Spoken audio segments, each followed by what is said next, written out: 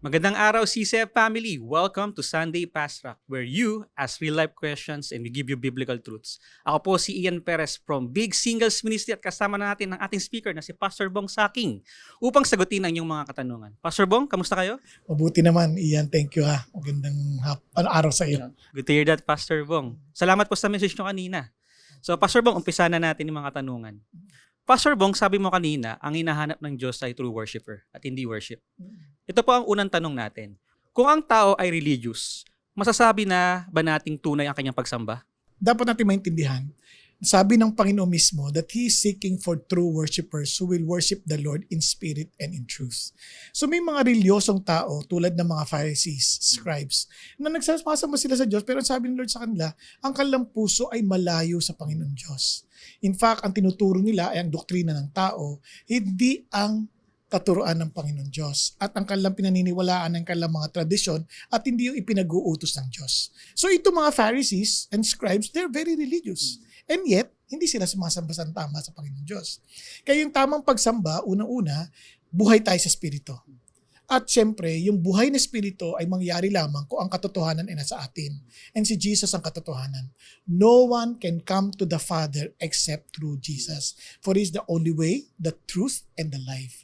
Kaya, maliban si Kristo nasa atin at ang Espiritu niya nasa atin, we cannot worship God in spirit and in truth. We're dead in the spirit.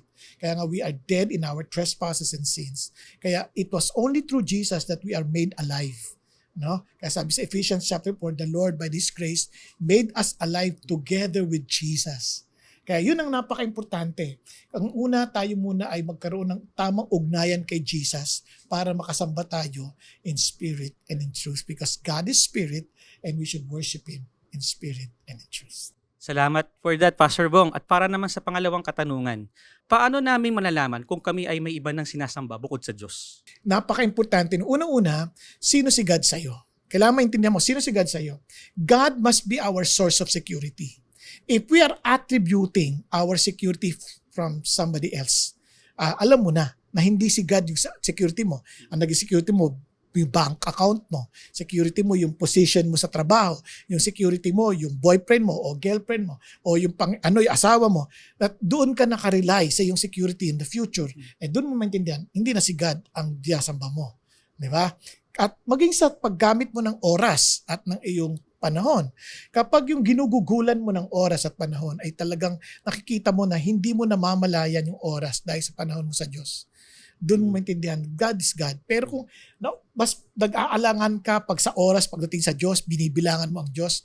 Pati sa sa mga resources mo, binibilangan mo ang Diyos. Lagi ka na lang bilang ng bilang para sa Diyos. At sa ibang bagay, hindi naman. Then alam mo rin kung ano yung talaga mong totoong Diyos. Di ba? At syempre, kung ano yung mga bagay na kinagagalit mo pag nawawala. Yung bagay na alam mong nagiging anxious ka pag nawala sa buhay mo. Yun, alam mo na kung ano yung Diyos mo. Kasi kung si God yung Diyos natin, hindi natin kayang mabuhay nang wala siya.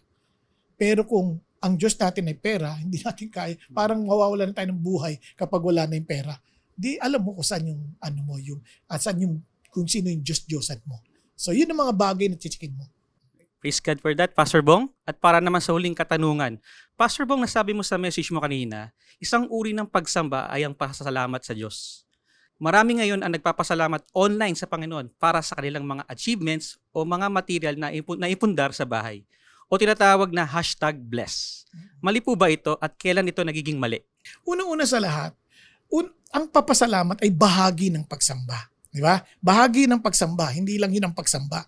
At kung ang ating pagpo-post bilang ipagpasasalamat na dinideclare natin sa lahat ng tao dahil sa goodness ng Diyos because we are trying to be His witnesses, praise God. Pero kung ang motive natin is pakita lang sa kanila kung ano yung mga na-achieve na natin, hindi naman talaga si God ang motivation. Kundi ang gusto natin maintindihan, makita ng tao, wow, ito na yung bahay niya. Wow, ito na yung kanyang nakamtan, na karera. Wow, ito na yung kanyang mga awards na natanggap. Pero yun ay bagay na pagmamalaki lang tungkol sa atin. At hindi naman talaga sa Diyos. Minsan ginagamit lang natin ang Diyos. Alam mo nang mali yun. ikaw lang nakakaalam nun. Obviously, ako bilang na nagbabasa, hindi kita huhusgahan. Hindi ko gustong pag-isipan ka ng kung ano-ano. Ang isipin ko, praise God for your blessing. Di ba?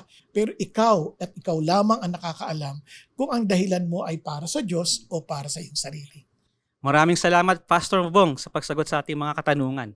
Pero bago tayo magtapos, iniimbitahan namin kayo na maging bahagi na isang napakagandang pagkakataon para sa disciple making sa Indonesia. Sa pamamagitan ng partnership sa Universitas Pelita Harapan, isang university system na nasa iba't ibang bahagi ng Indonesia, magpapadala tayo ng 130 volunteers para mag-disciple ng 1,500 students. At sa staff, 2 batches ng True Life Retreat mula May 6 hanggang May 10. Binuksan na ng may-ari ang kanilang school system para magkaroon ng retreats kada taon at small groups bilang bahagi ng kanilang buhay estudyante. Kaya iniimbitahan natin ang lahat na makibahagi sa pagdarasal, paghahandog o maging kabilang sa team ng mga manggagawa. Para sa karagdagang impormasyon, iscan lang ang QR code or kontakin kami sa email address na nakikita sa inyong screen. And that's it for CCF Sunday Pasra. God bless!